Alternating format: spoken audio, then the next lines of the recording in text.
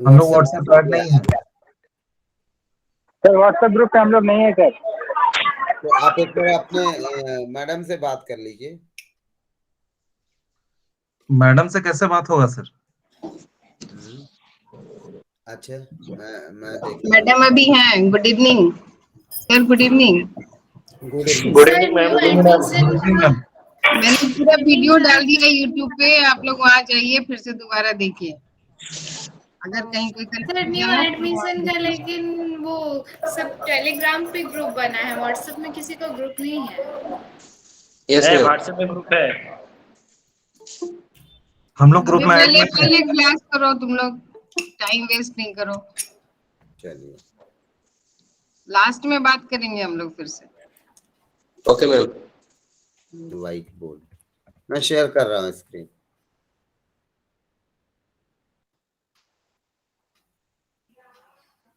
तो पिछला कोई डाउट नहीं है आपके पास? चले आगे बढ़ते हैं। लास्ट क्लास हम लोग एक एल्गोरिदम देख रहे थे ना, it was I think Dijkstra algorithm. Dijkstra पूरा क्लियर है आपको कि इसमें कोई डाउट है? सर थोड़ा सा है, लास्टली समझ नहीं, पूरा कंप्लीट नहीं हुआ था। पूरा सॉल्व कर दिया। मैं कंप्लीट कर दे रहा हूँ within a minute. Okay sir. Okay,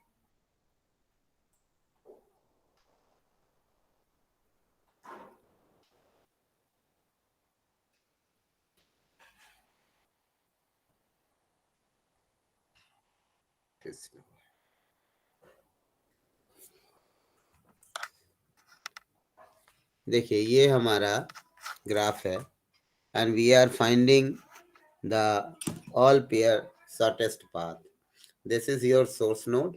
Say 0 is my source node and this is suppose your destination.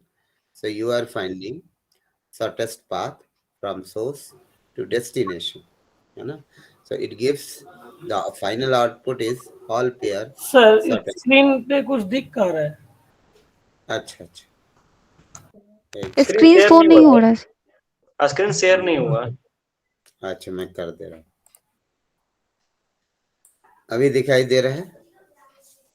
No sir. Yes sir. बस सर विजिबल हुआ। अब देखिएगा आप लोग, लास्ट क्लास हम लोगों ने डिस्कस किया जो भी मिनिमम कॉस्ट था, because we are using greedy approach. Greedy कहता है कि local optimal solution will be taken. So we have added 014, then we have added 0145. Now after adding 0145 means 5 also, we have to check whether there is any path for an unknown node, or if you are able to minimize an existing path. तो आपको देखना होता है। तो 0145 145 is already a color node. Just mark it that this is the shortest path, है ना? Now अब आगे बढ़ते हैं, बाकी के पाथ कॉस्ट निकालते हैं। लाइक फॉर नोड 2 जाने का कोई और पाथ है जो इससे मिनिमम हो?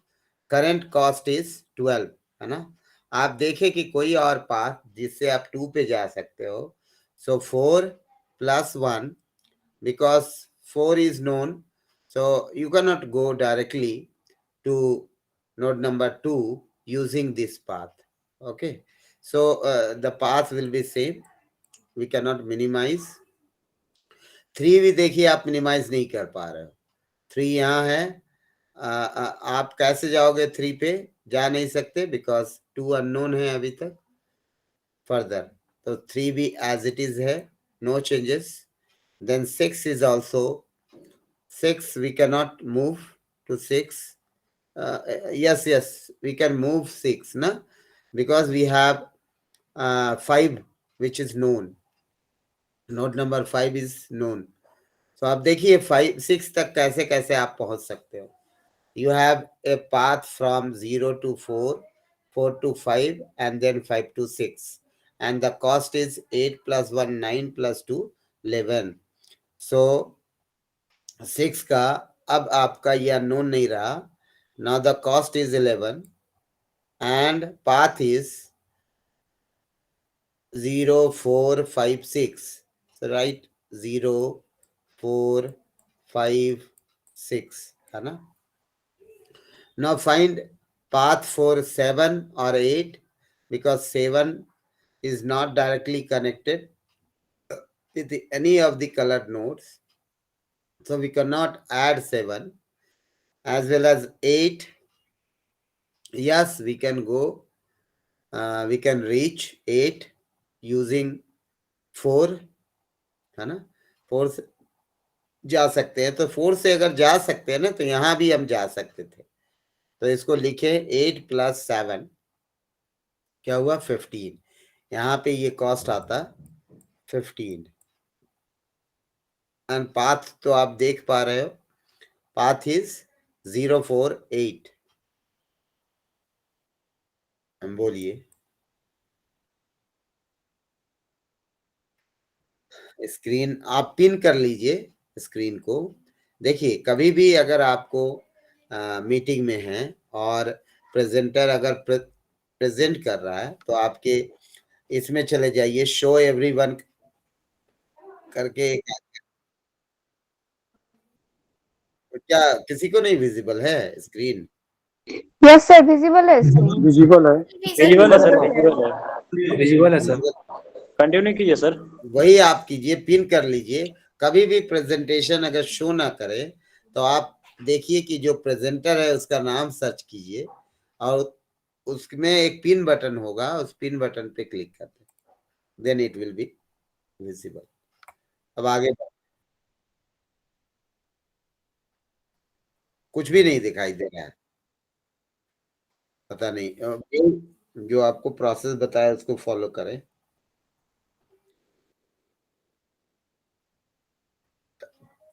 ठीक है, मैं दोबारा से पिन कर दे रहा हूँ।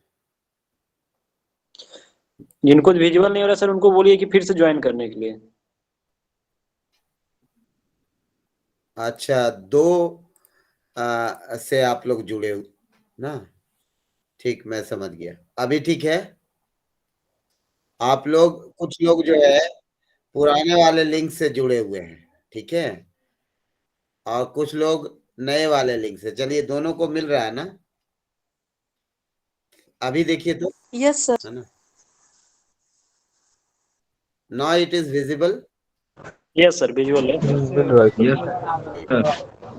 मैडम, यहाँ पे एक्चुअली मैं 7 से पहले लॉगिन कर लिया था अपने लिंक से, गलती से, तो वो सेशन भी ओपन है और आपका जो लिंक दिया हुआ था वो सेशन भी ओपन है।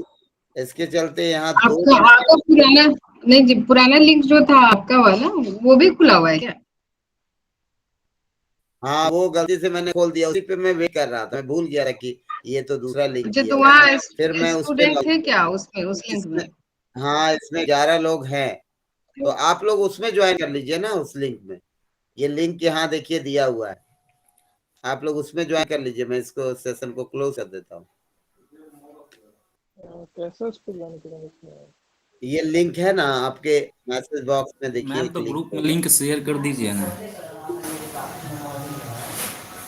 मैंने भी भेजा है सबकी ईमेल पे मैं डाला हुआ है।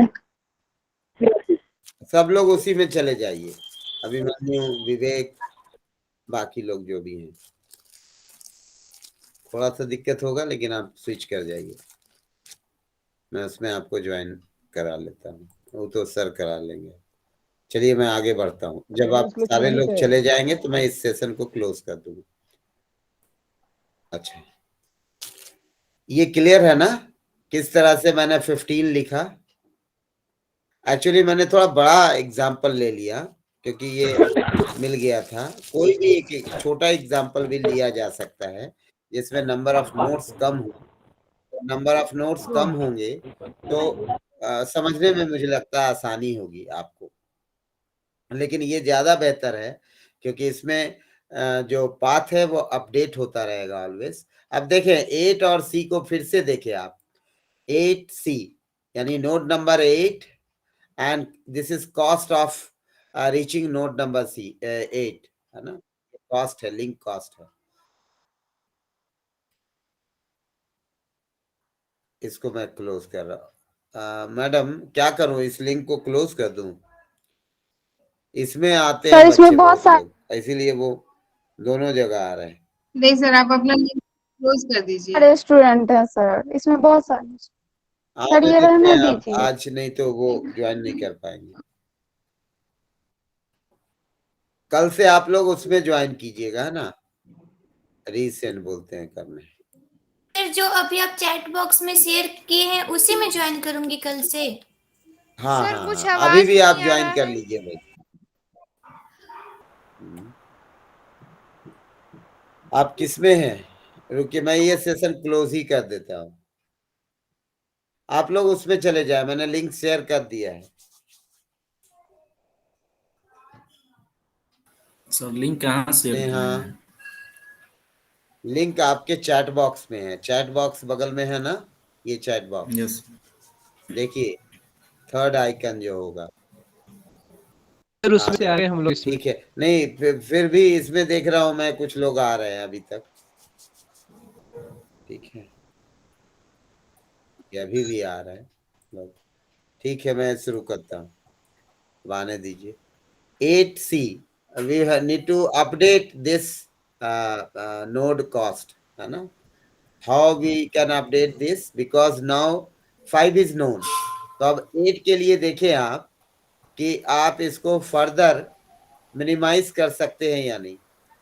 8 to 0 to 4 is 8 and now 5 is known, so 4 to 5 is 1 and then 5 to 8 is 6, 6 plus 1 7 plus 8 15, same cost मिल रहा है, तो हम इसको अपडेट नहीं करेंगे। अगर कोई इससे मान लीजिए कॉस्ट हमारा कम मिल जाता, then we have to update the cost further. अब देखें, जो अननोन नोड है, यानी जो भी हमारा नोड कलर्ड है और जो अनकलर्ड है, उन सारे अनकलर्ड नोड में जो मिनिमम होगा, we will add that node in the colour set, है ना। यानी ये विजिटेड नोड है ना। तो आपके पास देखिए 6 है एंड यू हैव 2, 6 और 2 में मिनिमम कॉस्ट क्या है? 6 का 11 है and the cost of reaching node 2 is 12 only. तो हम यहाँ पे मिनिमम वाले को ऐड कर लेंगे, तो मिनिमम आपका हो गया 6। So now we have these nodes which are colored 5 and then 6। आप देखते रहिए, यहाँ पे कोई अपडेशन नहीं हो रहा है, we are not going to update this. अच्छा, 2 में कोई चेंजेस है? नहीं है, क्योंकि हम 2 कोई और, हाँ बोलिए बोलिए प्लीज। हेलो, सर इसको छोटा एग्जाम्पल से समझाएंगे क्या? कल वाला समराइज भी हो जाएगा। दूसरा एग्जांपल ले लें। छोटा एक बार देख एग्जाम्पल, ये लो, बहुत ये नोड 2 जो है वो अपडेट कैसे हो रहा है। यहाँ पे 6 अभी नोन नोड है ना, सो 0 to 4, 4 to 5, 5 to 6 and 6 to 2। Total cost is 8 plus 1 9 plus 2 11 plus 4 50, और पहले हमारा कॉस्ट है सिर्फ 12, तो ये अपडेट नहीं हो रहा है ना। इस तरह से हम देखते हैं कि क्या कोई कलर नोड बढ़ने से हमारा पाथ यानी लिंक कॉस्ट अपडेट हो रहा है। अगर वो अपडेट हो रहा है, then we need to update the cost, otherwise we will keep the same value, same cost. आगे बढ़ता हूं, तो ठीक है, आप बोल रहे हैं कि कोई छोटा एग्जांपल ले लें। मैं देखता हूं कोई नेट में अगर छोटा एग्जांपल हुआ तो, या मैं खुद से एक बना लेता हूं एग्जांपल। मान लो एक ड्रॉ कर लेते हैं हम लोग। Suppose this is source node S and then we have say A B, ना, इस तरह से मैं कुछ बना लेता हूं। Then we have C D, ये मान लो।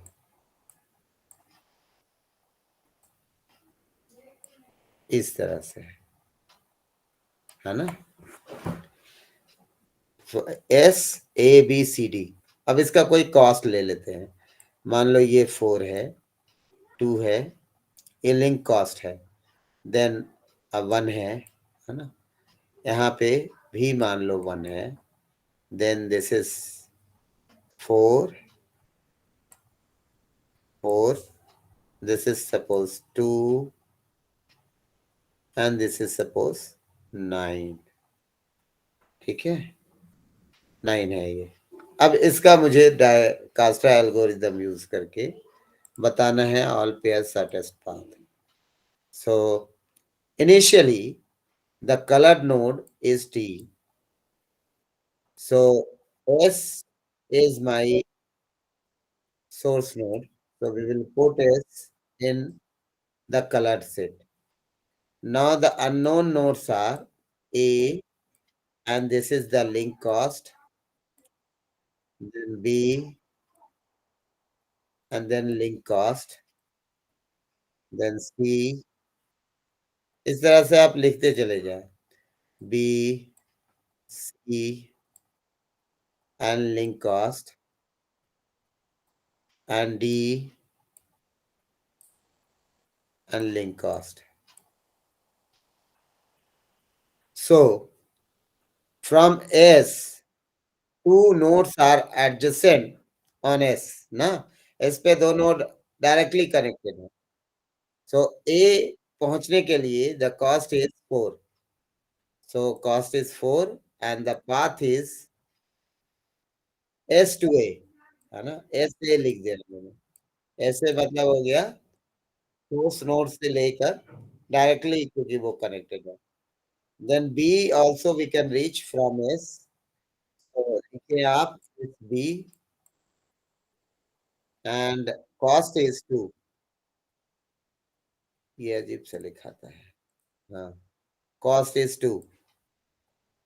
Then C के लिए देखिए आप, C अभी नहीं आप जा सकते, है ना। C is not directly connected to S, so just write infinity unknown and dash path unknown है, cost भी unknown है, ये आपने लिख दिया। फर्दर अब आप बताओ खुद इसमें से मिनिमम कौन सा है, बोलिए। BLC। हाँ, B। तो S, B को हम विजिटेड नोड में ऐड कर लेंगे, है ना। ये तो हमारा A जाने का यही रास्ता है ना। तो इसमें कोई अपडेट नहीं करेंगे हम लोग। देन क्योंकि B ऐड होने से भी हमारा कॉस्ट क्या आएगा A जाने का। हेलो, कोई बोल रहे हैं क्या? नहीं सर। इसमें कोई चेंजेस नहीं है। B के लिए बताइए चेंजेस है? No change. C के लिए आप देखें, C जाने के लिए आप जा सकते हो थ्रू A और through B, and through A the cost is 5, B से जाएंगे तो 3। तो यहां लिखेंगे आप 3 एंड पाथ इज SBC, है ना। SBC is your path. समझ रहे हैं आप लोग? Yes sir. D आप जा नहीं सकते क्योंकि D से, हाँ नहीं, D जा सकते हैं, क्यों? B से आपको पाथ है, देख रहे हैं ना, S to B and B to D। तो यहां भी लिख दो आप कि the cost is 11, 9 + 2 11, and path is SBD, right, SBD। यहां तक कोई डाउट है? No sir. चलो आगे बढ़ते हैं। अब आप बताएं इनमें मिनिमम कौन है, किसको ऐड करना चाहिए विजिटेड नोड में? SBC 3। हाँ, 3। एक्सक्यूज मी तो सर, यहाँ पे हम लोग C ऐड करने जा रहे हैं, S then B and then C। ठीक है। अब यहाँ A में कोई मिनिमाइज होगा क्या C ऐड करने से? नहीं हो पा रहा है। 2 1 3 एंड 1 4 वही कॉस्ट मिल रहा है। अगर ये 3 होता तो आप अपडेट कर पाते, लेकिन कोई चेंजेस नहीं है, इसलिए एज इट इज हो गया। ये तो हमारा ऑलरेडी विजिटेड है, सी जो है हमारा, सी ऑलरेडी विजिटेड है। डी को आप देखिए, सी आने से क्या डी कॉस्ट मिनिमाइज हो रहा है? आप बोलेंगे डेफिनेटली हो रहा है। पहले ये कॉस्ट था 2 + 9 11, नाउ इट इज 2 + 1 3 + 2 5, है ना? तो ये अपडेट हो गया, देखिए 5, and path is S B C and D, है ना? आप यहाँ लिखिए एस बी सी डी। इतनी बात क्लियर है सबको? सर डी जाने के लिए हाँ। जो आपने लिया है 2 + 9 करके, तो ऊपर से भी तो जा रहा है ए के थ्रू 4 + 4, तो दोनों में से सिर्फ 2 + 9 हाँ वाले को क्यों बिल्कुल, लिए? वेरी वेरी गुड क्वेश्चन, है ना? ये देखिए इन्होंने कहा कि बी से अगर जाते हैं कॉस्ट इफ यू आर,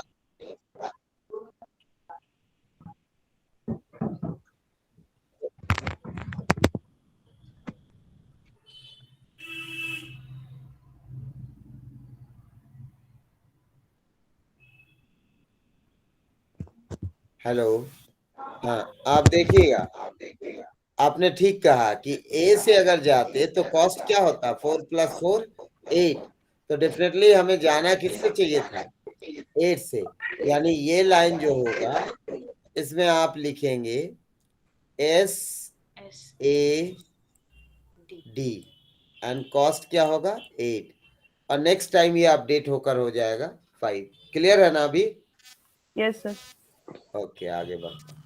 अगर वो देख लीजिएगा, कहीं आपने देखने में कोई गलती कर दी तो वो गलत पाथ ऐड हो जाएगा। अब आगे बढ़ता हूं मैं। अभी हमारे पास 3 नोड ऑलरेडी हम लोगों ने कलर कर दिए हैं, एक बचा हुआ है, 2 बचा हुआ है ना, एक डी है और एक ए है। Now cost of A is 4 and cost of D is 5, तो डेफिनेटली पहले हम लोग ए को ऐड करेंगे। तो अच्छा, आप जो बोल रही थी कि ए क्यों नहीं लिया, इसलिए नहीं लिया था कि वो नोन नहीं था।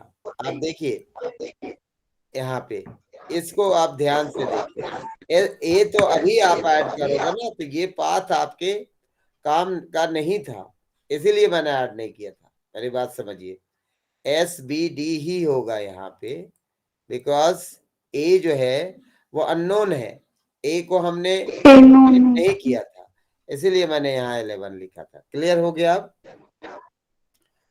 अब आगे बढ़े आप।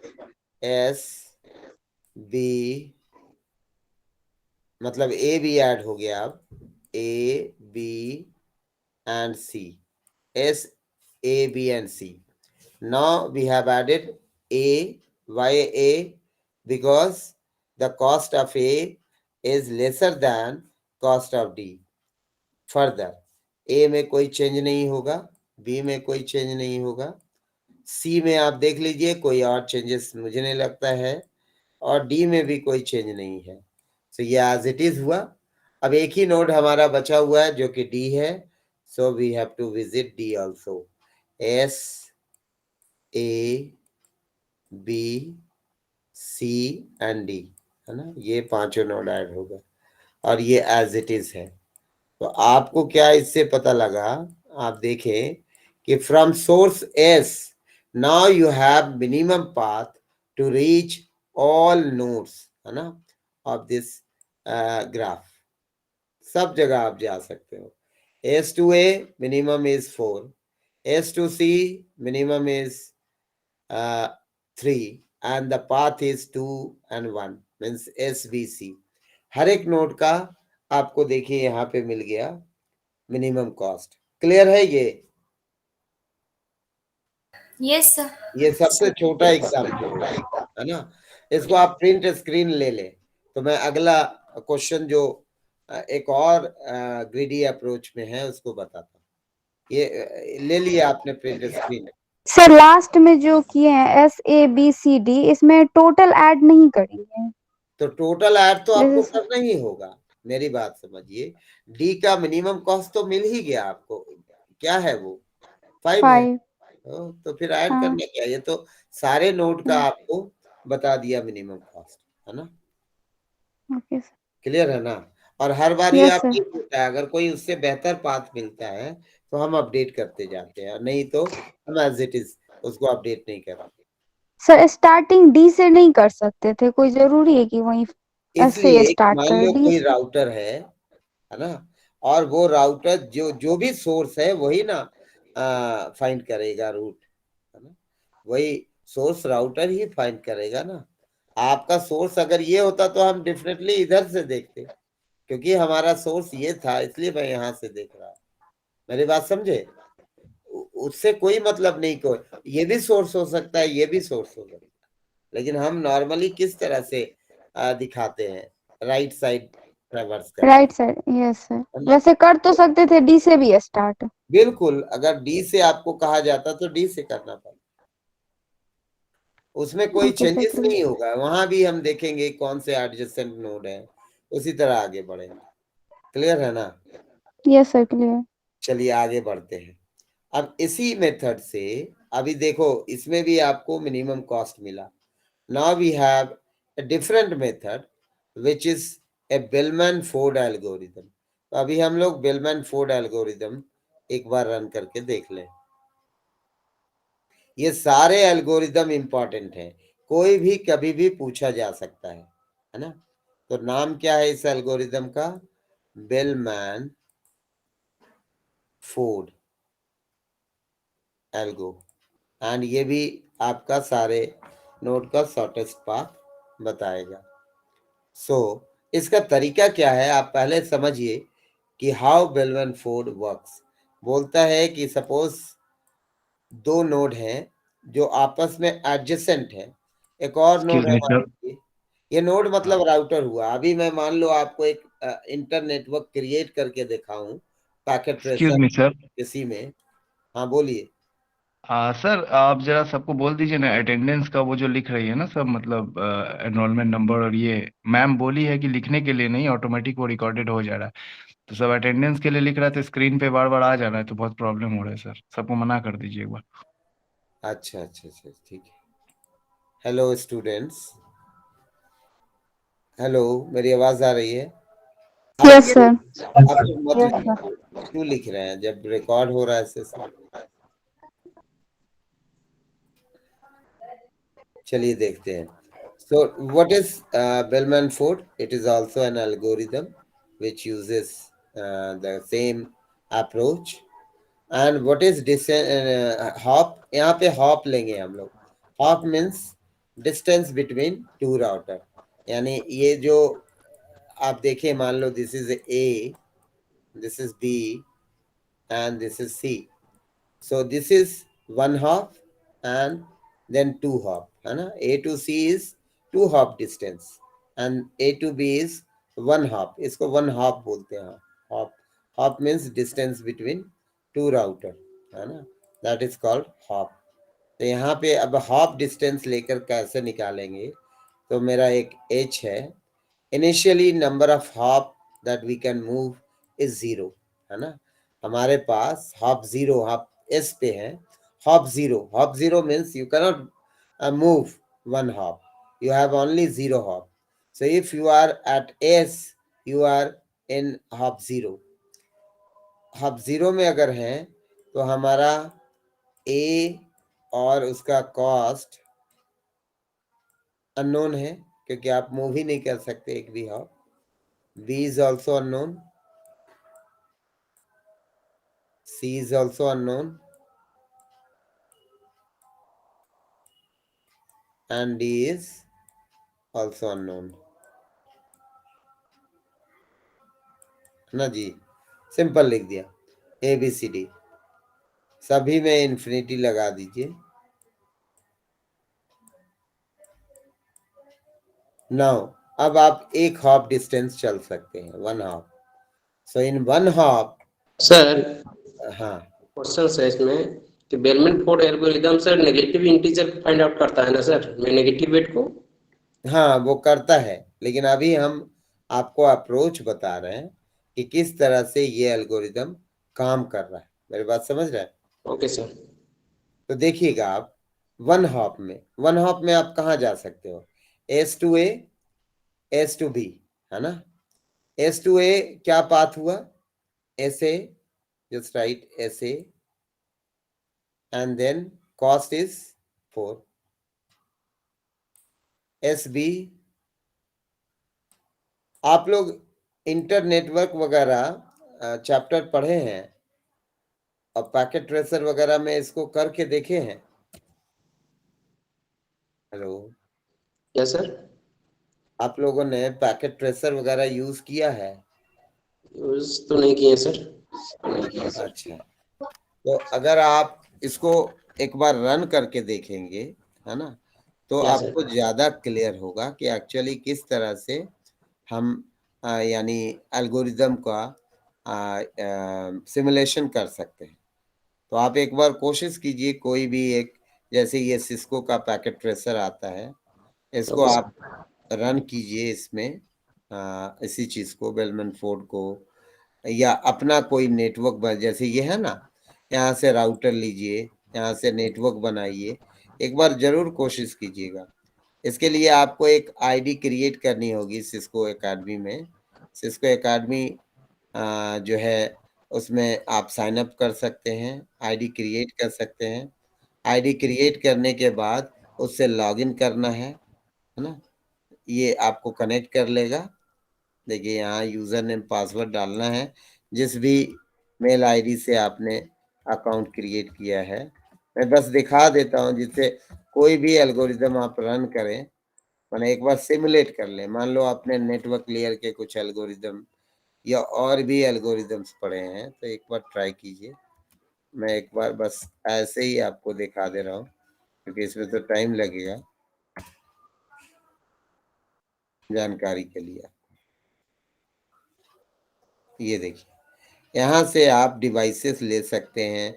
मान लो पीसी ले लिया, लैपटॉप ले लिया, सर्वर ले लिया, है ना, स्विचेस ले लिए। यहाँ पे सारे नेटवर्क डिवाइसेस अवेलेबल है, जैसे स्विच है, राउटर है ना, तो स्विच ले लिया। हर तरह के आपके पास कनेक्शन टाइप हैं। मान लो केबल से कनेक्ट कर रहे हैं, जैसे भी कर रहे हैं, वायरलेस कनेक्ट कर रहे हैं, वायर्ड कनेक्ट कर रहे हैं, तो इस तरह से आप बनाइए। और इस तरह से मान लो आपके पास कई नेटवर्क हैं, अलग अलग नेटवर्क हैं, डिफरेंट नेटवर्क्स हैं। मान लो ये एक नेटवर्क है जो कनेक्टेड है, यहाँ पे फिर से एक स्विच ले लो आप और इसे भी कनेक्ट कर दो। इसको पूरा आप कॉन्फ़िगर कर सकते हैं, वो टाइम टेकिंग है क्योंकि, लेकिन इससे आपको ये एल्गोरिदम समझने में आसानी होगी। अब ये ले लिया। अब मान लो ये दो नेटवर्क है, डिफरेंट नेटवर्क है, तो मैं इसे कनेक्ट करूंगा with the help of router, है ना। एक कोई राउटर ले लिया। अब इसे भी आप आपस में कनेक्ट कर सकते हैं, है ना। मान लो ये गीगाबिट ईथरनेट है, इस तरह से देख रहे हैं। तो अभी जो आप पढ़ रहे हैं कि मान लो किस तरह से राउटर का आप हॉप दिखा रहे हैं या नेटवर्क दिखा रहे हैं, ये मान लो ए है, ये पहला राउटर की बात हो रही। अब ये राउटर किसी दूसरे राउटर से भी कनेक्टेड है ना, इस तरह से। और इसके पास भी कई नेटवर्क होंगे, जैसे इस राउटर से दो नेटवर्क कनेक्टेड है, उसी तरह हमारा ये राउटर किसी दूसरे राउटर, तो ये आपका ए हो गया, बी हो गया, सी हो गया, डी हो गया। इस तरह से इंटर नेटवर्क अगर आप डिजाइन करेंगे तो कई राउटर्स आ जाएंगे, है ना, जो आपस में कनेक्टेड है। हर राउटर के पास अपना ये किसी ना किसी नेटवर्क से जुड़ा हुआ है। मान लो यहाँ पे भी आप कुछ नेटवर्क को ऐसे दिखा दो, इसको भी एक नेटवर्क डिवाइस ले लो, है ना, और इन्हें भी आपस में जोड़ दो। तो जब भी कोई एल्गोरिदम आप पढ़ें, कोशिश करें, इसका आपको मैनुअल मिल जाएगा नेट में, तो आप इसको यूज कर सकते हैं इस तरह से, है ना। सबको मैं जोड़ दे रहा हूं।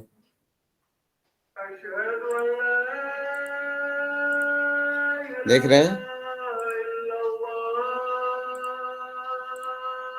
अब इसी को आप मान लेते हो, यहाँ जो ये राउटर है, इसका नाम आप रख सकते थे ए बी सी, है ना, जो कि आप यहाँ देख रहे हो, ए बी या एस हो गया, ए बी सी डी, तो ये राउटर की बात कर रहे हैं, तो ये हॉप हो गया है ना, this is hop, distance between two router, 1 hop, then this is 2 hop, है ना। तो यहाँ पे SB लिख दिया एंड द कॉस्ट इज 2। आप एक हॉप में यहीं पहुंच सकते हो, या तो A पे या B पे, एंड ये अननोन है। देन 2 हॉप, अब आप 2 हॉप चल सकते हैं, तो 2 हॉप में आप S2A A to D भी जा सकते हैं, S2A and A to C भी आ सकते हैं, या S2B and B to C जा सकते हैं। So C जाने के लिए you have 2 path, one is S2A and A to C and second is S2B and B to C। तो जो मिनिमम होगा वो आप ले लेंगे, so 2 + 1 is 3 and path is SBC। तो आप लिखो यहाँ पे कोई और मिनिमम पाथ अगर आपको मिलता है, नहीं मिल रहा है, एज इट इज रहने दीजिए। यहाँ B के लिए इससे मिनिमम नहीं है, C के लिए yes we have a minimum, we have a path which is 2 1, है ना, 3 and path is SBC। D भी अब आप जा सकते हो, कई पाथ है ना 2 हॉप में, सो 1 हॉप एंड देन 2 हॉप, 4 + 4 8 हुआ। यहाँ पे आप जा सकते हो, जबकि पिछले वाले में ये कलर नहीं था, बट यहाँ आप देखो आप directly S2A and A to D because you can move up to 2 hops, so it is 8 and path is S A D and cost is 8, है ना। एक्सक्यूज मी सर, बोलिए, ये 2 के बाद सर सेम का सिंबल क्यों दिए हैं? यहाँ पे तो कुछ और भी लिख सकते हैं सर। क्या लिखे बताइए, आप क्या लिख, नहीं पता नहीं मुझे, जैसे क्या मैं 2 बता के रहा हूँ, सेम मैं क्यों, बता रहा हूँ नहीं तो पता नहीं मुझे। कैसे लिखा मैंने, सुनिएगा आप, देखिएगा SB है ना, S to B, कोई और पाथ आप है जो 2 हॉप में इससे मिनिमम कॉस्ट दे रहा हो? आप खुद देखिए, 2 हॉप में तो आप यहाँ अगर इस पाथ को यूज करें तो आप पहुंच भी नहीं पाएंगे, और इसमें यही एक पाथ है, इसलिए मैंने एज इट इज लिख दिया। मतलब ये डॉट नहीं लिखना आपको, इस तरह से आपको लिखना पूरा ही है SB2, है ना। मैं जल्दी लिखने के लिए ऐसा लिख दे रहा, क्लियर है? ओके सर, ऐसे अब 3 हॉप 4 हॉप इस तरह से, तो अगर हमारे पास टोटल 5 नोड्स हैं तो हम 4 तक जा सकते हैं, है ना। तो यहाँ पे ये एज इट इज हो गया, ये भी एज इट इज, ये भी एज इट इज, लेकिन ये D चेंज हो जाएगा क्योंकि 3 हॉप्स में हम D को मिनिमाइज कर सकते हैं, S to B, B to C and C to D। तो ये हो गया आपका S B C D and cost is 5। Clear है ना सबको? सर है ना। तो ये ग्रीडी में था। हम तेजी से अब दूसरे एल्गोरिदम में आ रहे हैं। एक आपको हुफमैन कोडिंग आता है, हुफमैन कोडिंग, ये भी ग्रीडी अप्रोच है।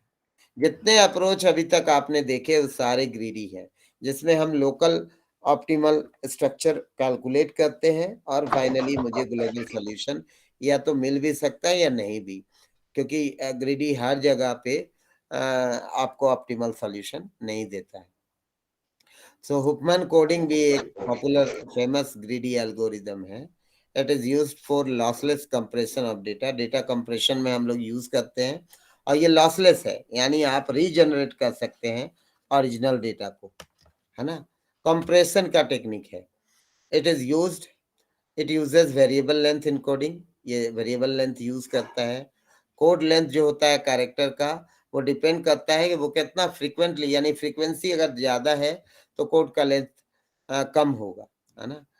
और अगर यहाँ पे ये लिखा हुआ है कि the character which occurs most frequently, यानी जिसकी फ्रीक्वेंसी ज्यादा है, gets the smallest code and the character that occurs least frequently gets the largest code. यानी हम किस तरह से रखेंगे उसका साइज, अगर वो कैरेक्टर ज्यादा बार आया है, ज्यादा फ्रीक्वेंट है, तो डेफिनेटली हम कोशिश करेंगे कि उसको एक छोटा कोड दिया जाए, तभी वो आपका डेटा कंप्रेस होगा।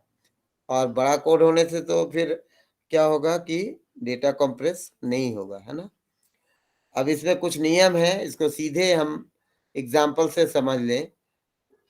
देखिएगा, इस तरह से क्वेश्चन आपको पूछा जा सकता है। File contains the following characters with the frequencies as shown. If Huffman coding is used for data compression, determine Huffman code for each character, average code length and length of Huffman encoded message, है ना। क्या length होगा उसका, average code length क्या,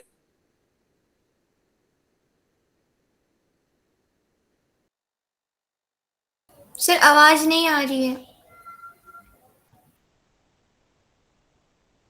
mute हो गई sir. कितनी बार आया है? आवाज नहीं आ रहा।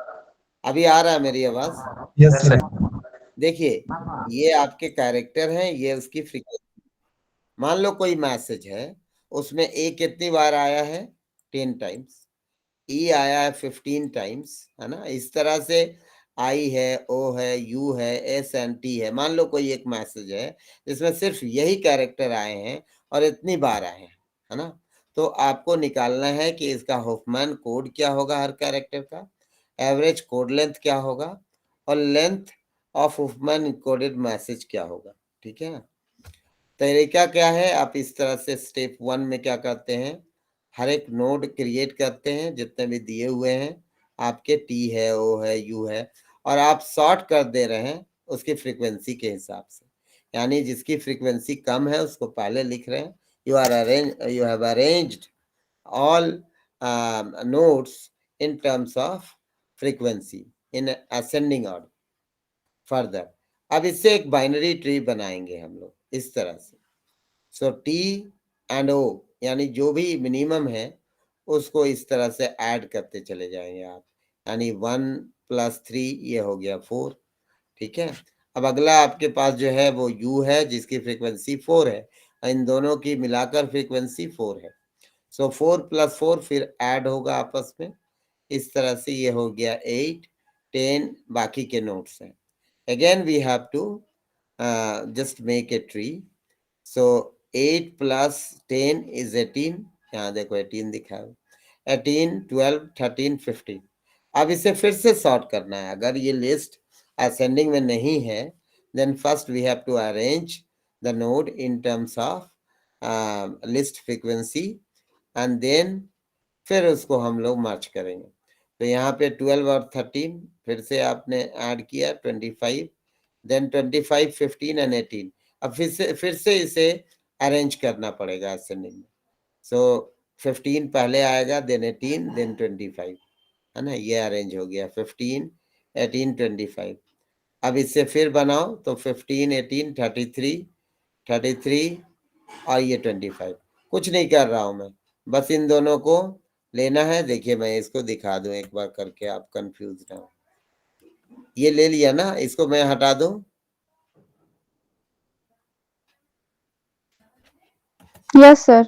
हाँ चलो देखिएगा, मैं इसे आपको यस सर बड़ा करके दिखा रहा हूँ कैसे बनाओगे आप। अब ये मान लो लिस्ट है, तो ये तो ऑलरेडी अरेंज्ड है असेंडिंग ऑर्डर में। आप बनाएंगे इस तरह से, ये देख रहे हैं, यहाँ पे जो भी इसके सम है लिख देंगे, लिख दिया।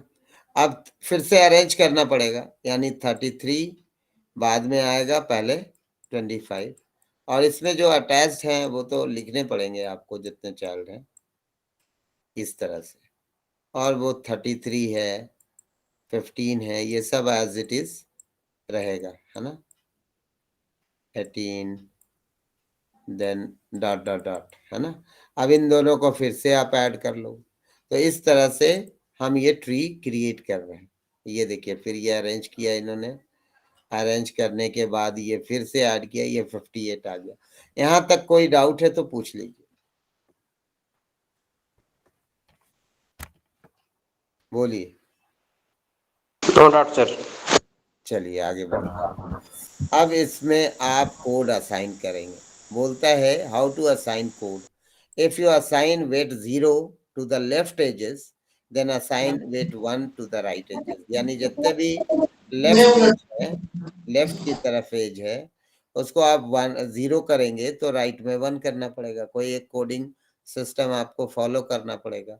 तो ये जो ट्री है हमारा, और अगर लेफ्ट में 1 डालते हैं तो राइट में 0, ये तो क्लियर है ना। तो अब जितने भी हैं हमने क्या किए, जितने भी लेफ्ट एजेस हैं वी हैव असाइंड 0 है ना, and in right we have assigned 1। तो ये राइट की तरफ है 33, तो इसमें 1 1 1, जितने भी लेफ्ट में जा रहे हैं 0 0 0 है ना, ये राइट में है 1। क्लियर है ये कोड कैसे असाइन हुआ 1 एंड 0? Yes sir. हाँ ठीक है। यस अब हर एक का कोड देखिए आपके पास आ गया।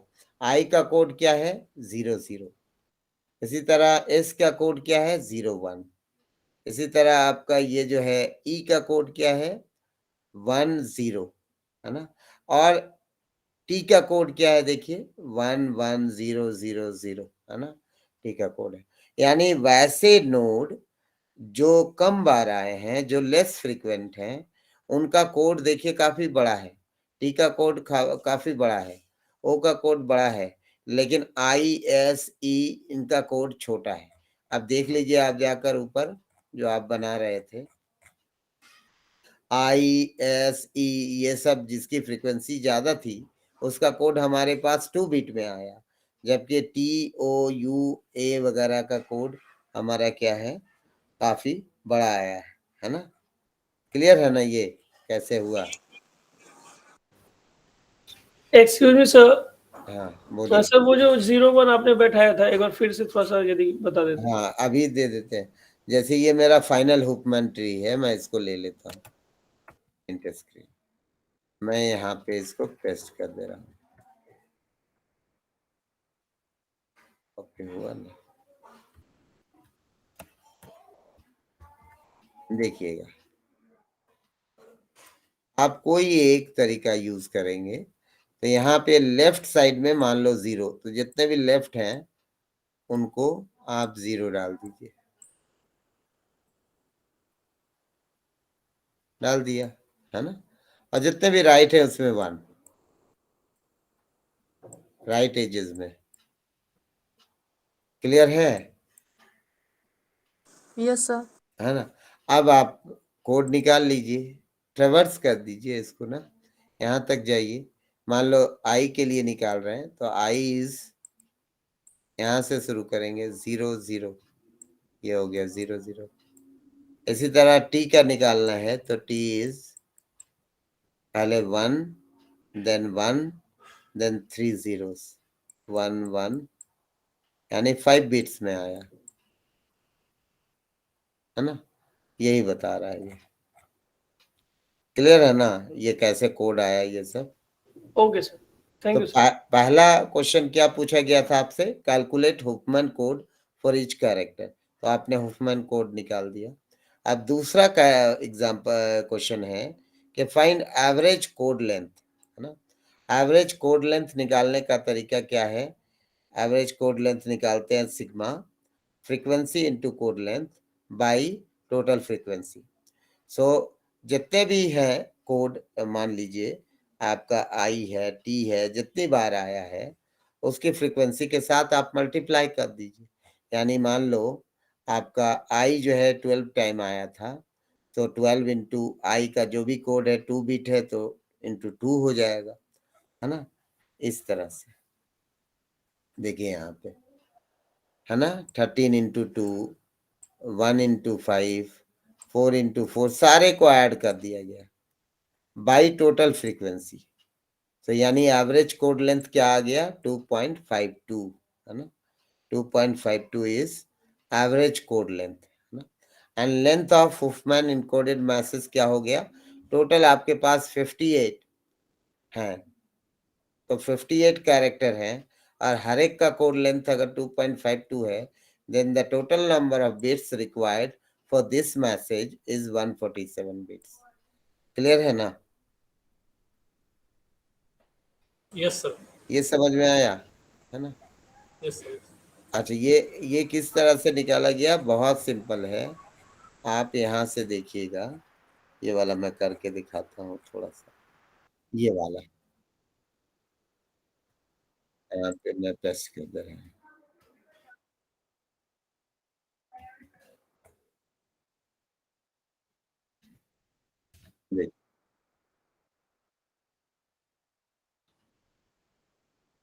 देखिए यहाँ टी है ना। सो टी का कोड लेंथ जितना था, मान लो ये 5 कैरेक्टर का था, तो 5 इंटू 1, इसका मान लो ओ का 4 था तो 4 इंटू 3 है ना। जिसका जो भी लेंथ है उससे मल्टीप्लाई करते जाएंगे और बाई टोटल फ्रीक्वेंसी क्या, 1 plus 3 4 plus 4 8 plus 10 18 plus 12 30 plus 15 45 48 58, तो 58 से आप डिवाइड कर देंगे। क्लियर है ना। इतने कैरेक्टर उस मैसेज में है और हर एक कैरेक्टर का एवरेज कोड लेंथ आया 2.52। So total number of bits required in Huffman is 147 approx आया था। आगे बढ़ जाते हैं। अब देखिए नेक्स्ट टॉपिक हम लोग ले रहे हैं ग्राफ और ट्री का।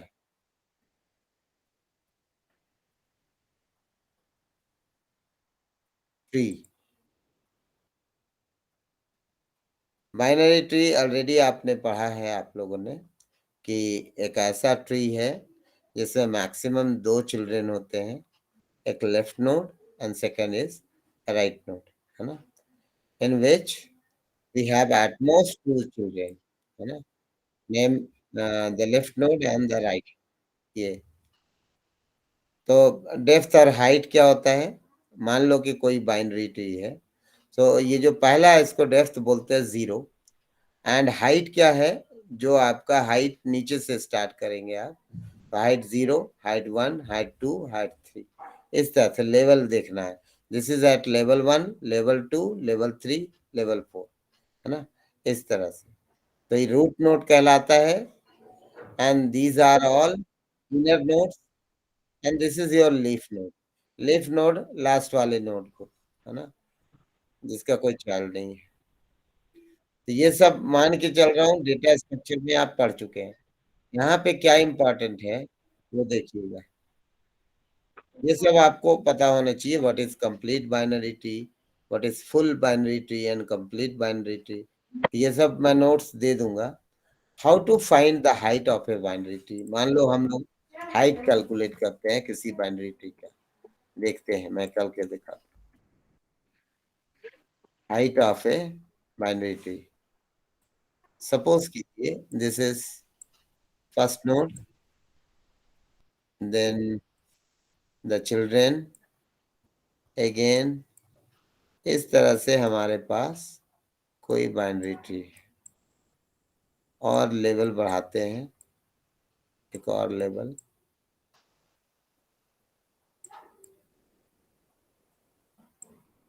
डॉट डॉट डॉट जितने भी होंगे, मान लो यहाँ भी होगा को बहुत सारा नोड, है ना। So at level 0, number of nodes are 2 to the power 0. At level 1, it is 2 to the power 1. Level 2, 2 to the power 2. And at level मान लो k 2 to the power k, है ना। मान लो total of number of nodes n है, so ये कितना हुआ, sum total of 2 to the power 0, 2 to the power 1, 2 to the power 2 up to 2 to the power k is nothing but it is equal to suppose n, है ना। यही चीज यहाँ पे देखिए लिखा हुआ है, यही दिखाया हुआ है कि 1 + 2 + 2 2 2 3 1 क्यों, 2 to the power 0 is nothing but 1, है ना, and this is n, ठीक है। n means sum of the nodes on all the label is suppose n, है ना, वही चीज दिखाया। तो अब आप इसको सॉल्व कैसे करेंगे और हाइट कैसे कैलकुलेट करेंगे, इसके लिए ये कहते हैं 2 to the power 0 and 2 to the power 1, 2 to the power 2 up to 2 to the power k is nothing but n. So this can be written as 2 to the power k plus 1 -1 equal to n, है ना। अब both side अगर log ले लें आप, ये हो गया log 2 k + 1 -1, यहाँ देखिए सेम चीज मैं लिख रहा हूं, कुछ भी नया नहीं, यही लिया है ना, इज इक्वल टू n + 1, यहाँ भी लॉग ले रहे हैं आप, यहाँ भी लॉग ले लो, है ना। अब ये अगर आप सॉल्व करेंगे तो ये log बेस 2 है, LG आप बोल सकते हो, log बेस 2 का power 2 k + 1, so this can be written as k + 1 is equal to log n + 1, log 2 to 1 होता है ना, समझ रहे हैं। तो कितना हो गया? Yes sir. आप देखेंगे कि थीटा अगर हम एवरेज कॉम्प्लेक्सिटी लिखें तो ये हो गया log n, है ना, log बेस 2n, इस तरह से वही चीज यहाँ लिखा हुआ। तो आपको याद रखना है कि हाइट जो होता है एक बाइनरी ट्री का, वो हमेशा log n होता है ना, देखिएगा यहाँ पे लिखा हुआ है ना, क्लियर है। अब वहाँ एट के लेवल तक हम लोग हाइट निकाल रहे थे, ये h ले लिया, उससे कोई फर्क नहीं पड़ता ना। तो height of this tree is log 2 n + 1 - 1, so which is nothing but log n। आप अगर कांस्टेंट वगैरह को हटा देंगे तो ये वैल्यू क्या है, log n आई। इतनी बात समझ में आ रही है? बोलिए। अच्छा आगे क्लियर है सर। अब ग्राफ में देखिए, सर स्क्रीन नहीं दिख रहा है। स्क्रीन विजिबल है ना? यस सर, विजिबल है। नहीं है? सर विजिबल है, स्क्रीन विजिबल है सर। हाँ, अगर मान लीजिए विजिबल नहीं है तो कुछ लोग अभी भी इसमें ज्वाइन किए हुए हैं, तो वो उसमें स्विच कर सकते हैं। देखिए मैं नेक्स्ट बता रहा हूँ ग्राफ। ग्राफ कल मैंने डाउनलोड किया था, बता नहीं पाया था। ग्राफ क्या है? ग्राफ भी एक डेटा स्ट्रक्चर है, एक नॉन लीनियर डेटा स्ट्रक्चर है, जिसमें which is nothing but a pair of set v, e, where v is the set of vertices, जैसे a b c d e, ये सारे वर्टिसेस हो गए, एंड एजेस, एजेस मीन्स जैसे a to b, a to c, b to d, ये सारे edges है। So graph is what? It is an order pair having a set of and set of edges, इतना simple. तो यहाँ जैसे आप देख सकते हो वर्टिसेस का सेट क्या है v, जिसमें क्या है a b c d e, and edges are a b a c, जो भी है एजेस उसको लिख देते हैं। ग्राफ डेटा स्ट्रक्चर वही बता रहा है, वर्टेक्स क्या है, एज क्या है, एडजेसेंसी क्या है, two nodes are adjacent if they are connected. मान लो ए और बी अगर आपस में डायरेक्टली कनेक्टेड हैं तो हम कहेंगे दे आर एडजेसेंट, है ना। और पाथ क्या होगा? मान लो ए से मुझे जाना है डी तक, तो ये पाथ हो सकता है A to B, B to C and C to D. Basic operation बता रहे हैं कि किस तरह वर्टेक्स ऐड होगा, एजेस ऐड होगा। तो यहाँ पे रिप्रेजेंटेशन पहले इंपॉर्टेंट है कि यानी कंप्यूटर में एक ग्राफ को किस तरह से स्टोर किया जाएगा, है ना। देखिए कई मेथड है ग्राफ को स्टोर करने के। एक एडजेसेंसी मैट्रिक्स है, एक एडजेसेंसी लिस्ट है, एक इंसिडेंस मैट्रिक्स है, एक इंसिडेंस लिस्ट है। Adjacency matrix is a two-dimensional array of size v cross v, where v is the number। मैं करके दिखाता हूँ। मान लो इसी मैट्रिक्स का मैं इंसिडेंस मैट्रिक्स लिखता हूँ, तो इसके लिए इसको डिलीट करना चाहिए, ठीक है। आप एडजेसेंसी मैट्रिक्स लिखते हैं किस तरह है, 0 1 2 3 4, ऐसे ले लिया आपने, है ना। और इधर भी 0 1 2 3 4 ले लेंगे।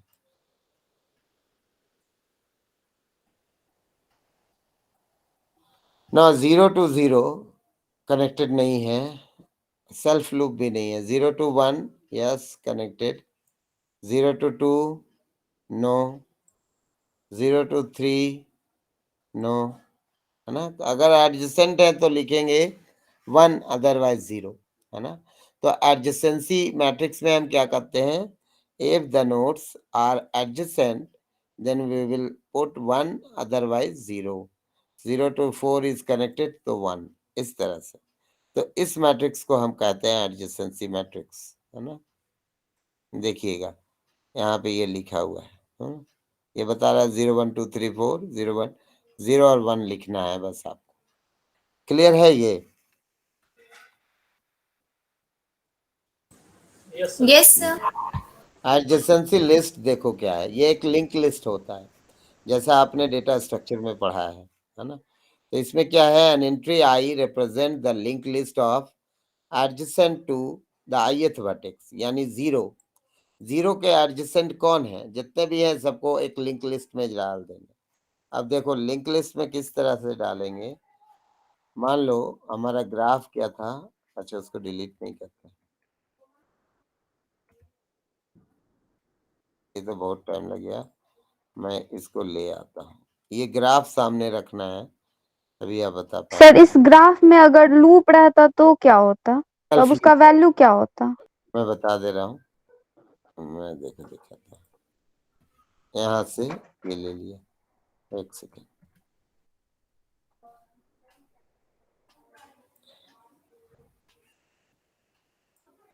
जैसे मान लो ये होता है, ये बोल रही है ना आप? Yes sir, yes sir. 0 0 में 1 दिखा देते आप, मेरी बात समझे? जो आपने लिखा ओके था सर। 0 और इधर भी 0, ये वैल्यू 1 हो जाती, क्योंकि इसमें ओके बात सर। एडजेसेंट है, ठीक है। अच्छा दूसरी चीज, यस। -1 से रिप्रेजेंट कर सकते हैं सर। नहीं वो तो इंसिडेंस मैट्रिक्स मैं बताऊंगा, वो भी है, वो बस इसको कंप्लीट कर लेता हूँ फिर बताता हूँ। तो ये आपका ग्राफ है ना। अब मुझे क्या बोला गया है कि इस ग्राफ का एडजेसेंसी लिस्ट लिखना है, तो 0 आप लिखते हैं। अब ये लिंक लिस्ट के फॉर्म में लिखते हैं और कोई चेंजेस नहीं है। लिंक लिस्ट का फॉर्म क्या है, देखिए 0 लिखा, और 0 में किसका एड्रेस रखेंगे हम लोग, जो भी उसके एडजेसेंट में होगा। तो 0 के एडजेसेंट में कौन है, मान लो ये 0, ये स्टार्टिंग नोड है मेरा, है ना। ये किसका एड्रेस स्टोर करेगा, ये this 0 is connected to 1 and 4, तो यहाँ पे पहले मान लो 1 रख दिए। अब 1 में किसका एड्रेस रखेंगे, यहाँ 1 2 है, 3 4। हाँ इसी तरह 2 3 4 कहाँ, 1 में सिर्फ 4 ही बचा। सर तो 1 से तो 0 इज कैसे, वो 2 भी तो कनेक्टेड, अच्छा नहीं, 2 और 4 होगा। हाँ सिर्फ जो कनेक्टेड है 0 से तो 1 और 4 ही है ना। 1 से 1 4 और 2 होगा। हाँ बिल्कुल, देखिए 0 से 1 और 4 है ना, और 4 के लास्ट में नल है। नल इसलिए है कि और किसी से वो कनेक्टेड नहीं है। 0 के एडजेसेंट कौन कौन है, 1 and 4, तो बस 1 and 4 ही लिखना है ना। मेरी बात समझे? Yes sir.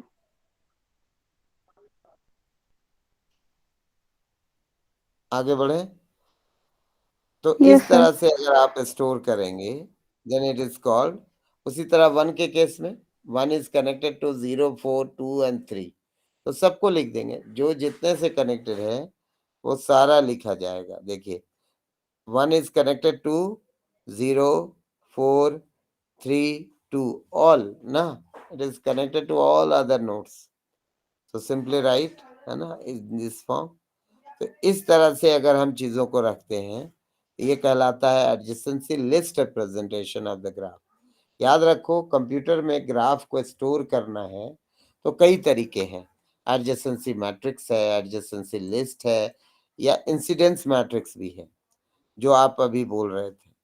इंसिडेंट मैट्रिक्स हम लोग नॉर्मली जो डायरेक्टेड ग्राफ होता है उसमें इस्तेमाल करते हैं, जैसे ये डायरेक्टेड है, डायरेक्शन है ना इसमें, तो डायरेक्टेड ग्राफ में यूज करते हैं। इसमें एक ध्यान रखने वाली बात होती है कि all outgoing branch from kth node is +1, all incoming branch to kth node is -1, and no incoming outgoing then it is 0। इस तरह से समझ रहे हैं आप? सर ये समझ नहीं जैसे आया, एक पूछा। बार बताइए। अच्छा ठीक है, मैं इसको करके दिखाता हूँ।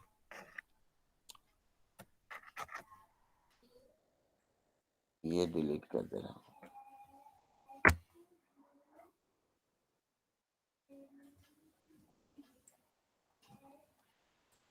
मान लो आई और जे के बीच आपस में कनेक्शन है। ये आई है, जे है, और ये आई है। ये एक डायरेक्टेड कनेक्शन है। सो आई क्या है हमारा, और जे आई से स्टार्ट हो रहा है और जे की तरफ ये जा रहा है ना। तो अगर एरो जे की तरफ है तो वही ये कह रहा है क्वेश्चन में। एक सेकेंड इसको आने दो। सो ये कहता है all outgoing branch from kth node is +1। जो भी जा रहा है वो +1 होगा, और जहां आ रहा है वो -1। सो आई टू जे इज आउटगोइंग होगा सर। जा रहा है आउटगोइंग है ना, तो ये वैल्यू क्या होगी, +1। इसके लिए वैल्यू क्या होगी, -1। यानी यहाँ +1 लिखी जाएगी, यहाँ -1 लिखी जाएगी, है ना। जैसे 1 में +1 और 3 में -1। और मान लो 1 is not directly connected to 3, तो ये 0 हो गया, है ना। अगर नहीं है तब। अब इसका हम दिखाते हैं लिख करके तो ज्यादा क्लियर होगा। मैं इसको लिखता हूं, यहाँ इस जगह पे लिखते हैं। आप इसमें किस तरह से लिखेंगे, जितने नोट्स हैं उसको एक तरफ लिखेंगे। देखिएगा मैं लिख रहा हूं।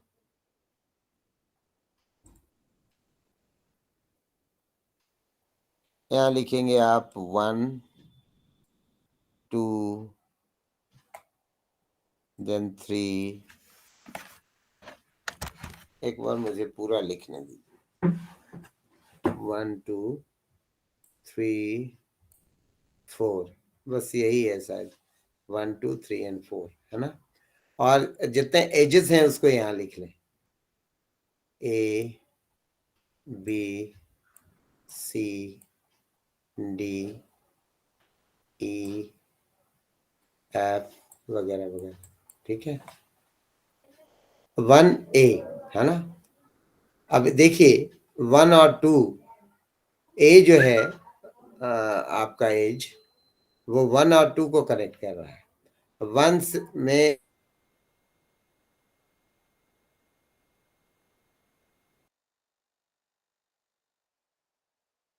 साउंड चला गया सर। आवाज नहीं आ रहा सर।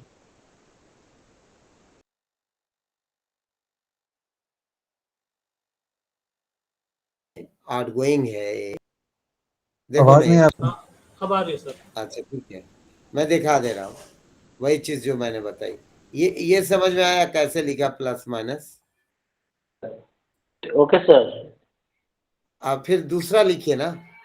ठीक है आप सर। देखिए, यहाँ से देखिए, ए जो है वो 1 और 2 से ही रिलेटेड है ना। Yes sir. 1 से स्टार्ट होकर 2 तक गया है, ठीक है। तो जहां से स्टार्ट हुआ वहां +1, जहां गया -1, और बाकी में 0, है ना। 3 4 से इसका कोई कंसर्न नहीं है।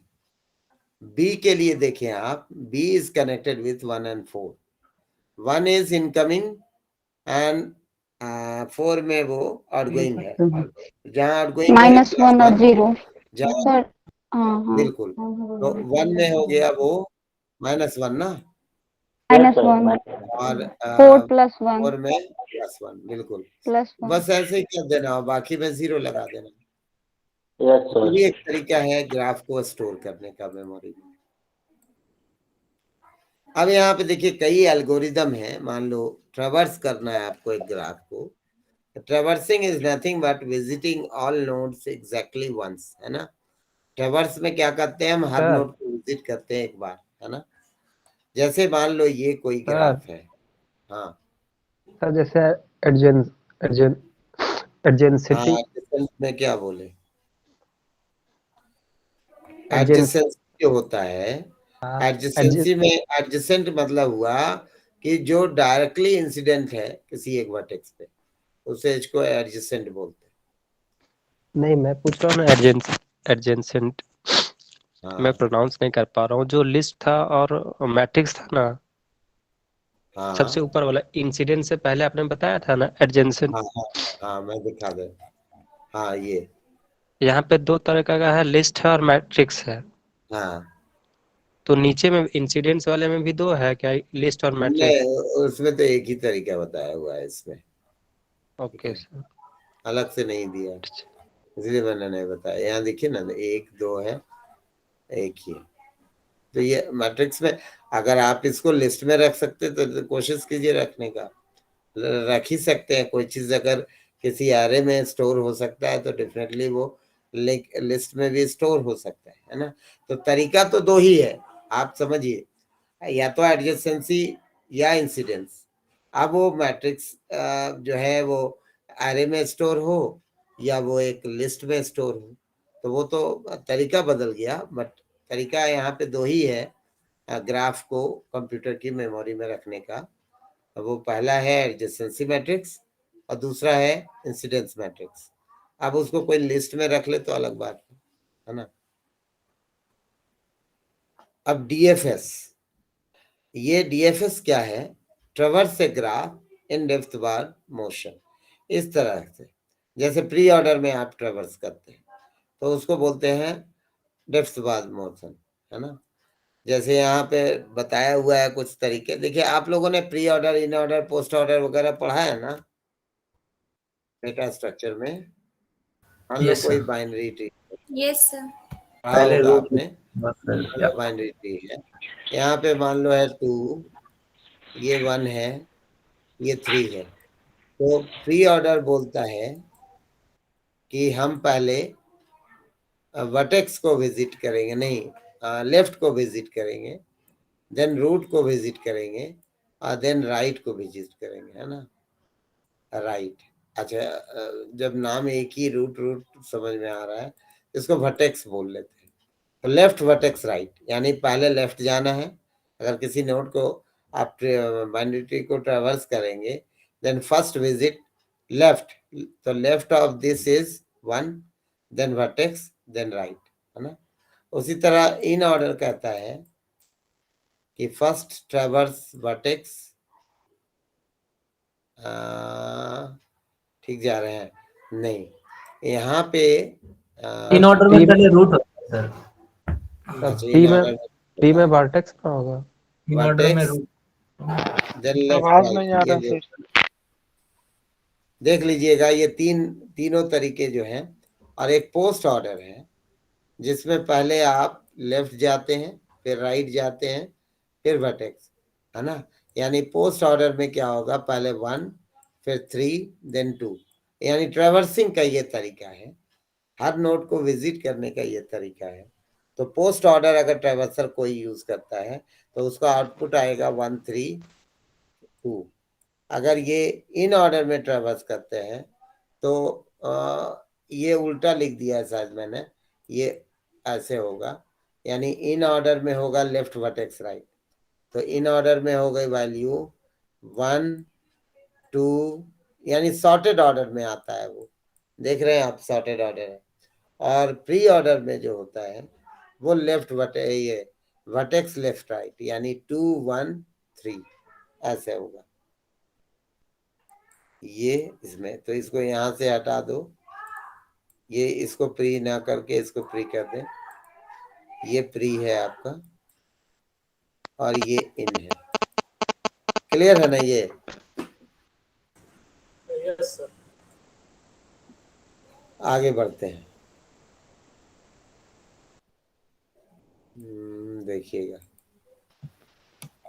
अब ये देखो आप, डीएफएस में ट्रैवर्सल का तरीका, visit adjacent unvisited vertex, mark it visited, display it, push it into a stack. यहाँ पे एक स्टैक लेंगे हम लोग और उसमें पुश करेंगे।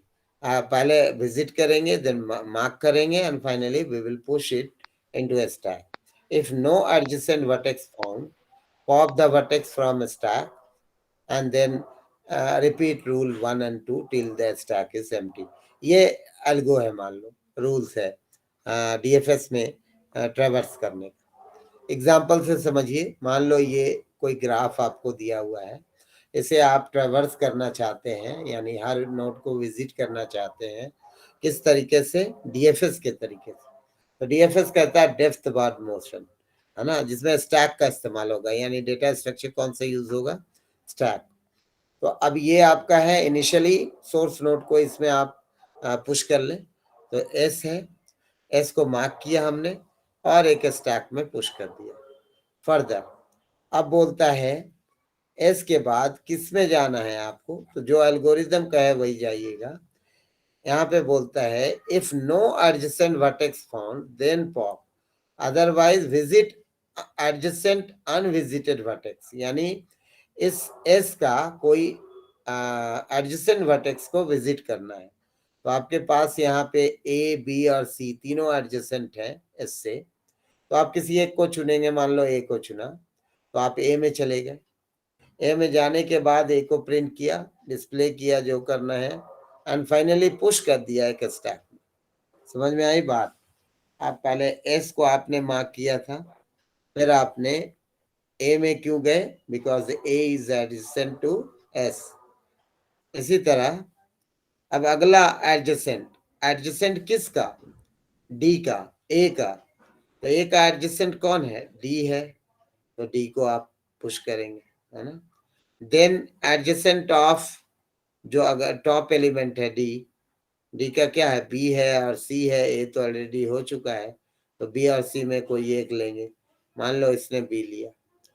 फिर इसके बाद adjacent of B, B is D and S, तो यानी आप पॉप कर लेंगे इसको। मेरी बात समझ रहे हैं आप लोग कि नहीं समझ रहे हैं? यस सर, समझ रहे हैं सर। तो डी, यहाँ पे बी जो आपने पुश किया, बी को पॉप क्यों किया? तो बोलता है यहाँ we choose B mark it visited, here B does not have any unvisited adjacent node, so we pop B from the stack, है ना। यानी आप पुश तो किए, लेकिन अब क्योंकि बी का कोई एडजेसेंट नहीं है, सारे ऑलरेडी यूज हो चुके हैं, विजिट हो चुके हैं, तो हम बी को पॉप कर लेंगे स्टैक से। अब जो बचेगा टॉप एलिमेंट, उसको फिर से सर्च करेंगे कि क्या उसका कोई एडजेसेंट वर्टेक्स बचा हुआ है। अगर बचा हुआ है तो उसको भी विजिट करेंगे। तो अब डी पे आप गए तो देखिए ए और बी विजिटेड है, but C is not visited, तो we will move to C. C को मार्क करेंगे और फिर इसको भी पुश कर देंगे। Again, we will check whether C has any adjacent vertices or not. If we have any adjacent vertices, then we will move to that adjacent node. Otherwise, we'll pop. ये तो pop कर लेंगे सी को, तो यहाँ pop कर लिया सी को। सी को पॉप किया तो बचा डी, डी को फिर पॉप करेंगे क्योंकि डी के पास भी अब कोई एडजेसेंट नहीं है, ये भी पॉप हो गया। फिर ए को चेक किया जाएगा whether A has any adjacent vertices or not. If A has any adjacent vertices, simply we will go to that vertices, otherwise we will pop A and finally S. तो ये इस तरह से इसमें ट्रैवर्सिंग होता है, किसमें? डेप्थ फर्स्ट सर्च में, यानी डेप्थ की तरफ जाते हैं। यानी जब एस है तो ए, बी और सी था, ए में गए, ए के बाद फिर ए का एडजेसेंसी मैंने देखा, ना कि एस का, इसलिए इसको बोलते हैं डेप्थ फर्स्ट। जबकि ब्रेथ फर्स्ट में ऐसा नहीं है। ब्रेथ फर्स्ट में पहले हम ए बी सी में जाएंगे, यानी उसके बाद, यानी लेवल बाय लेवल ट्रैवर्सल बोलते हैं इसको। यानी एक लेवल हुआ complete, then second level, third level and so on. तो इसमें जो डेटा स्ट्रक्चर यूज करेंगे वो क्यू होगा। सेम एल्गोरिदम है, but we are inserting the mark vertices in a queue rather than a stack, है ना। यहाँ क्यू में डाल रहे हैं और बाकी चीजें वही है। अब देखिए यहाँ पे ये है, क्यू ले लिया। अब यहाँ से लास्ट में जो आप सर लास्ट में जो आप सी डाले, तो सी का तो एडजेसेंट नहीं है, तो उसको पॉप क्यों नहीं किए? फिर तो पॉप तो किया गया है, सारा तो कंप्लीट हो गया था ना। अच्छा, मतलब सेम है वो, क्योंकि कोई चेंजेस नहीं हो रहा है इसीलिए हमने नहीं दिखाया। लेकिन आप पूरा बताइएगा किसी को भी अगर एग्जाम में लिख रहे हैं कि सर हमने सी को पॉप किया, फिर हमारे पास बच गए BAS, उसको पूरा दिखाना है। फिर D पॉप होगा क्योंकि उसे भी एडजेसेंट नहीं है, फिर A, फिर S, इस तरह। समझ रहे हैं ना? आपको दिखाना पूरा है क्योंकि वो वहीं पे कंप्लीट हो गया और कोई एडजेसेंट नहीं है, इसीलिए यहाँ ऑथर ने छोड़ दिया। समझ रहे हैं ना? Yes sir. समझे? यस देखिए ना, सर। यहाँ लिखता है he does not have any unvisited, so we keep popping the stack until we find a node which has unvisited adjacent node. In this case there is none and we keep popping until the stack is empty. तो सारे node visit हो जाएंगे इस तरह से। Further तो इसमें same है, no changes, only we are using a data structure queue है ना, इन प्लेस ऑफ स्टैक। तो इनिशियली हमने इंसर्ट किया एक नोड ए। अच्छा, यहाँ पे सोर्स को नहीं दिखाते है ना, because we have already visited S. S visited है तभी तो हम यहाँ आए। तो एस पे आ गए, अब इसके ए बी और सी है, पहले ए को जाएंगे, ए को कोई क्यू में इंसर्ट कर लेंगे ना। अच्छा, जब भी याद रखो क्यू डेटा स्ट्रक्चर में इंसर्ट जो होता है रियर पोजीशन से होता है और डिलीशन जो है फ्रंट पोजीशन से होता है। तो हमारा क्यू में ये इंसर्ट हो गया है। इसके बाद नेक्स्ट कौन है? बी। बी आपका इस तरह से क्यू में आएगा, ये आगे जाता जा रहा है। देन सी है ना, यानी रियर हमारा यहाँ पे है, फ्रंट हमारा यहाँ पे, ठीक है। तो आपने देखा कि एस का मैंने सारे वर्टिसेस को विजिट कर लिया। अब बोलता है एस इज नाउ कंप्लीट है ना, now S is left with no unvisited adjacent node, क्योंकि उसके पास अब नहीं है। So we dequeue and find A. अब इससे हम एक डीक्यू करेंगे, यानी एक रिमूव करेंगे, इसको बोले डिलीट करेंगे। यानी किसको डिलीट करेंगे? जो फ्रंट पोजीशन पे होगा, जो सबसे पहले आया होगा। तो ये ए आया है, ए को यहाँ से हटाएंगे। अब ए को सर्च करेंगे कि क्या ए का कोई एडजेसेंट है, अगर है तो उसे क्यू में डालेंगे। तो ए का एडजेसेंट है डी, तो डी को हमने क्यू में इंसर्ट किया, यानी इन क्यू किया। तो इन क्यू डी क्यू, यही दो ऑपरेशन हो रहा है, यानी इंसर्ट और डिलीट। तो डी हो गया। अब हम सर्च करेंगे कि क्या ए का कोई और भी है, ए का कोई नहीं है, तो फिर बी यहाँ से पॉप होगा। बी का सर्च होगा कि कोई विजिटेड अनविजिटेड है, नो, तो ये भी पॉप हो गया। फिर सी का भी चेक होगा, सी भी पॉप हो जाएगा, देन डी पॉप होगा। तो इस तरह से सारे के सारे नोट्स पॉप होते जाएंगे, उनका चेक होता जाएगा। अगर कोई है तो इन क्यू होगा, अगर कोई नहीं है डी क्यू होगा। क्लियर है ना? लास्ट में तो क्यू एम्प्टी हो जाएगा ना? हाँ बिल्कुल, लास्ट में क्यू, जैसे वहां स्टैक एम्प्टी हो गया, मतलब आपने सारे नोट्स को विजिट कर लिया। ठीक है ना? Okay sir, clear. अच्छा, आगे देखो। को कितना डाउट रहता है? ये सब यहाँ बना हुआ है, इसको देख सकते हैं। ये स्पैनिंग ट्री देखो, बताइए व्हाट इज स्पैनिंग ट्री। बोलता है subset of a graph ji which has all the vertices covered with minimum possible number of edges, and the spanning tree does not have any cycle. Spanning tree means connecting all nodes exactly once, है ना, without making a cycle. यही हुआ ना। जैसे आप देखो, ये तीन नोड है, आपस में कितने तरीके से कनेक्ट कर सकते हो। ए बी सी हो सकता है, ए सी बी हो सकता है, या ये भी हो सकता है, सी ए बी भी हो सकता है। यही तीन तरीके हैं। तो तीनों स्पैनिंग ट्री है ना, इसको स्पैनिंग ट्री बोलते हैं। अब इनमें से जो मिनिमम कॉस्ट होगा तो बोल देंगे मिनिमम कॉस्ट स्पैनिंग ट्री। अगर किसी का कॉस्ट मैक्सिमम होगा हम बोलेंगे मैक्सिमम कॉस्ट स्पैनिंग ट्री। वही चीजें यहाँ दिखाई गई। अब इसमें कई एप्लीकेशन है इसका, जैसे सिविल है, कंप्यूटर नेटवर्क राउटिंग में यूज होता है, क्लस्टर एनालिसिस में यूज होता है। तो इसमें मिनिमम स्पैनिंग ट्री, जो मैंने आपको कहा कि वैसा कोई वेटेड ग्राफ जिसका जो स्पैनिंग ट्री है उसका कॉस्ट मिनिमम है, तो हम नॉर्मली दो ग्रीडी एल्गोरिदम यहाँ पे इस्तेमाल करते हैं। एक होता है क्रुस्कल्स और दूसरा है प्रिम्स। क्रुस्कल्स कहते हैं कि to find the minimum cost spanning tree uses greedy approach. This algorithm treat a graph as a forest and every node in that is individual tree. A tree, देखिए जैसे मतलब ये क्या है, बोलता है कि पहले तो जितने भी लूप हैं या पैरेलल एजेस हैं उनको रिमूव कर लो। तो अगर कोई पैरेलल एज है, जैसे यहाँ 9 है और 6 है, तो 9 को हटा देंगे, है ना, यानी पैरेलल एजेस को हटा देना। तो देखो हटा दिया, इसको बता रहा है, और ये लूप को हटा दिया, है ना। हटाने के बाद रिजल्टेंट ग्राफ ये है।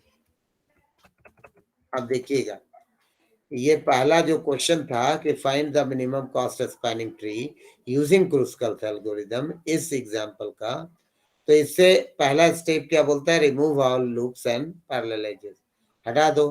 तो ये बच गया, ये दोनों दिखा दिया आपने कि ये पैरेलल एजेस, ये लूप थे, हटा दिए। हटाने के बाद ये है, now arrange all edges in their increasing order of weight. अब ये असेंडिंग में सॉर्ट कर दीजिए। तो आपने इस तरह से सॉर्ट किया कि B2D cost is 2, D2E T cost is 2, 3, 3, 3, ऐसे, यानी ये वाला B2D cost is 2, D2T cost is 2, इस तरह से आप अरेंज कर लें। At the edge which has least weight edge, है ना। अब इसमें मिनिमम कौन है, 2 है, तो सबसे पहले 2 को दिखाएंगे, ये दिखाया, ये वाला, फिर मिनिमम को दिखाएंगे। इस तरह से आप आगे बढ़ते जाएंगे। मतलब ये हुआ, मैं यहाँ दिखा रहा हूँ आपको करके।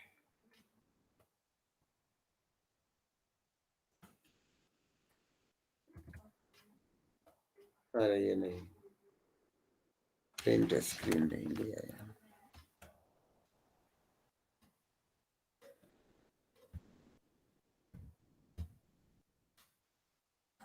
लेकिन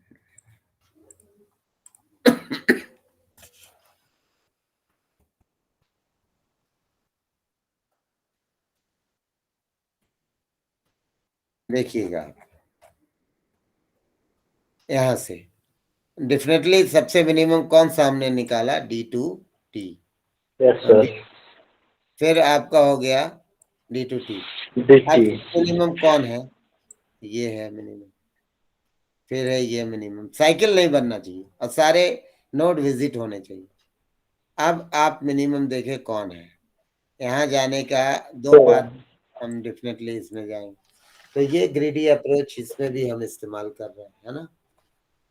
क्रुस्कल्स में सबसे पहले एज के हिसाब से बात करते हैं और इसकी वैल्यू लिख देते हैं।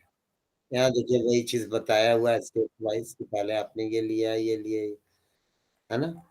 तो इसको देख लीजिएगा। दूसरा है आपका प्रिंस एल्गोरिथम भी ग्रीडी की अप्रोच है और ये भी शॉर्टेस्ट पाथ फाइंड करता है।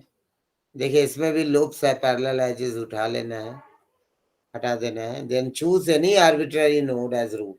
इसमें ये नहीं है कंस्ट्रेंट कि आप किसको चूज करेंगे, बोलता है कोई भी नोड ले लो। जैसे देखिए मान लो जो सबसे बड़ा है आप उसी को ले लो, ये ले लिया मान इसको। अब यहां से जो मिनिमम है उसमें जाना है, यही तो ग्रीडी कहता है कि जो लोकल मिनिमम है उसको लेना है। तो यहाँ पे आप सी में जा सकते थे, ए में, तो आपने ये ले लिया, है ना। अब इन दोनों से आप देखिए कहाँ कहाँ आप जा सकते हैं, जो मिनिमम है उसको लेंगे। तो यहाँ से आप बी में तो डेफिनेटली हम सी में जाएंगे, नहीं। फिर अब ये तीनों से जो मिनिमम है उसमें जाना है, तो डेफिनेटली हम यहाँ जाएंगे, सी से डी। हाँ। अब हम यहाँ भी मिनिमम चूज करेंगे, ये ले लिया, फिर मिनिमम चूज करेंगे, ये ले लिया। यानी दोनों में देखो एक ही चीज मिला है लेकिन तरीका अलग है ना। वही चीज यहाँ पे ये देखिए कह रहा है, choose any arbitrary node as root node and now check outgoing edges and select the one with less cost. यानी जितने आउटगोइंग एजेस हैं उनमें से जो मिनिमम है, लेस कॉस्ट है, उसको सिलेक्ट करना है। जैसे यहाँ देखो वही किया है इसने भी, एस से लिया मान लो तो ए में गया, इस तरह से ये बता रहा है, सी गया, है ना। ये क्लियर है ना। Yes sir. तो आप लोग ये सारी चीजें देख लीजिए और फिर हम लोग कल देखते हैं। मैं ये नोट्स भी आपको व्हाट्सएप में भेज दे रहा हूँ। सर कल का नोट भी नहीं मिला है अभी तक। हम तो देखो भेज दिए व्हाट्सएप पे ज्वाइन नहीं है सर। नहीं मिल पाया। मैडम सर व्हाट्सएप पे ऐड कैसे होंगे सर? सर आप पर्सनल जीमेल सर व्हाट्सएप का लिंक चैट में डाल दीजिए ना। व्हाट्सएप का लिंक सबके अपना नंबर डालो। तो हम कैसे डालें एक्चुअली? आप मैडम से बात कर लीजिएगा और सर चैट में तो डाल ही सकते हैं लिंक। किसके व्हाट्सएप? चैट में लिंक डाल दीजिए, हम लोग ऐड हो जाएंगे। तो मेरे पास, मैं उसका एडमिन नहीं हूँ। बहुत अच्छा। मेरे पास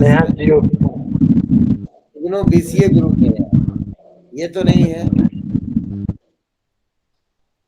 मुझे नहीं पता आपके ग्रुप का व्हाट्सएप में। MCA न्यू करके होगा सर। क्या करते? सर आप गूगल ड्राइव लिंक बना के जुलाई 2022 MCA शालिनी मैम बनाई है सर। मैं तो उसमें मुझे ऐड नहीं किया मैडम।